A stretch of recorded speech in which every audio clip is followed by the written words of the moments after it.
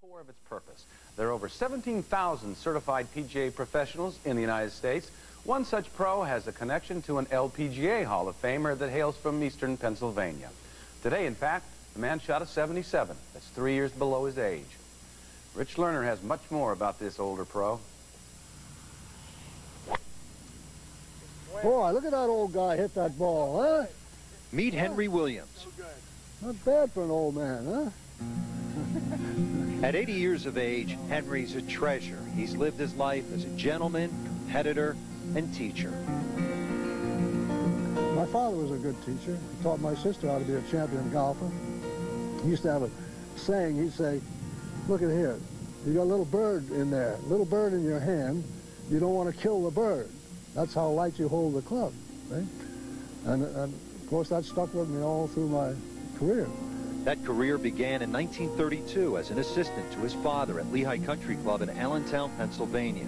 5 years later, Henry earned his first head professional's job at the age of 20.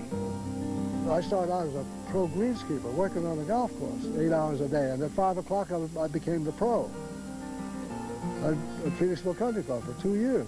I worked 8 hours a day on the golf course, one man and myself taking care of a 9-hole golf course. But every chance I got, I was practicing. Henry's been a head pro at 5 country clubs, introducing, fine-tuning, and inspiring golfers of all ages and ability to the game of a lifetime. I was maybe 7 or 8 years old, and Henry took me out on the range at Berkeley Country Club, and he literally took a ball and he threw it in the ground, and he took out a club, you know, a sawed-down set that he had in the pro shop, and he just showed me how to grip the club. And he told me to stand over the ball. He told me to keep my head still, not down. He told me to keep my head still when I swing the club, almost if there was something like drilled through your head to the ground. And he told me to take it back to here and finish here with my belt buckle at target. And he said, don't be afraid to swing hard. And that was really it. And he walked away. And I remember turning to my dad at the time and saying, that's all there is. Once you learn the trap shot, it's a very easy shot.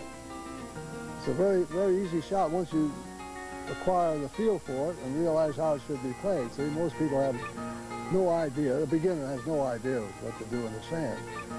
Now, playing this shot here, I'll aim about 2 inches behind the ball and open the face of the club, see, to get more loft. And the main thing is to hit sand 2 inches behind the ball and follow through. A lot of people hit down and they stop right there. See, ball won't go. You got to follow through.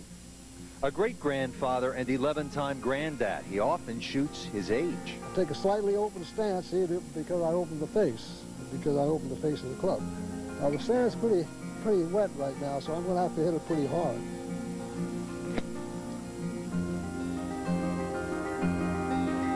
I'll take that. I don't want it over.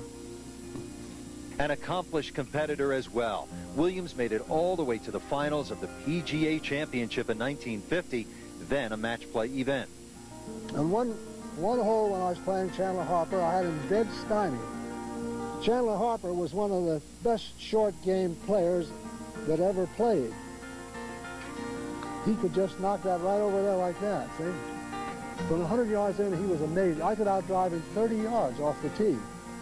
But from 100 yards in, he was fantastic, and a fantastic putter. Great putter. Would life have changed for the 56-year member of the PGA had he won it all against Chandler Harper? Well, you get a bigger job, you get making more money. I personally, I'm almost glad I didn't win, because I think it would have changed my family life. And the way it's worked out, I've been a very fortunate man, and I couldn't want it any other way. Being married to a wonderful wife who raised 5 children, and you can't beat that. Henry is now head pro emeritus at Mazellum Springs, which is just down the road from the Berkeley Country Club, site of the LPGA's Betsy King Classic. Henry was head pro here for 25 years and counts Betsy as his most accomplished student.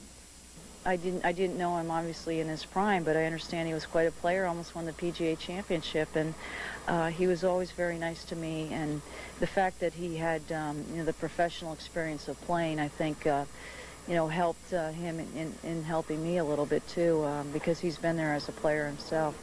To be a good teacher, you got to be a good player yourself. If you can't play the game, there's no way you can teach it. Well, that's findable. Good story and some more stuff now about Henry Williams. He also won the Tucson Open in 1952, one of the few full-time head pros to win on the PGA Trail. And in 93, 94, and 95, he won the competition for 50-year PGA members, and he was beating a lot of younger men like 72 and 73-year-olds.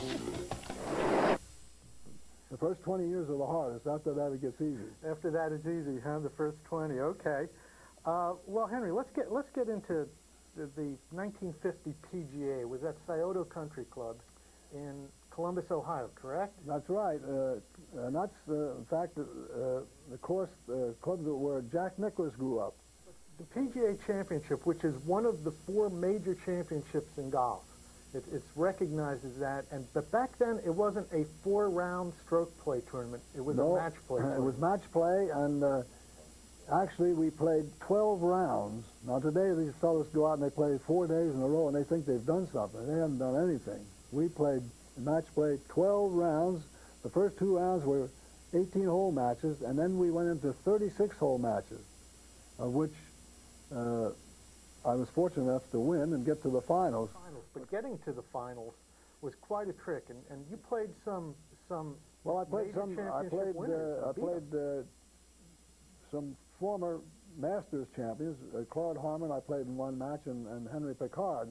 Now, Claude Harmon was a real fine player, and he was a pro at Wingfoot Country Club, one of the finest courses in the country.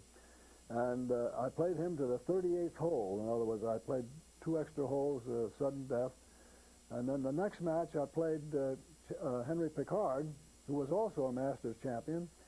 And that was probably the greatest match I ever played in my life, because he had me 6 down with 8 holes to play, and I beat him on the 38th hole.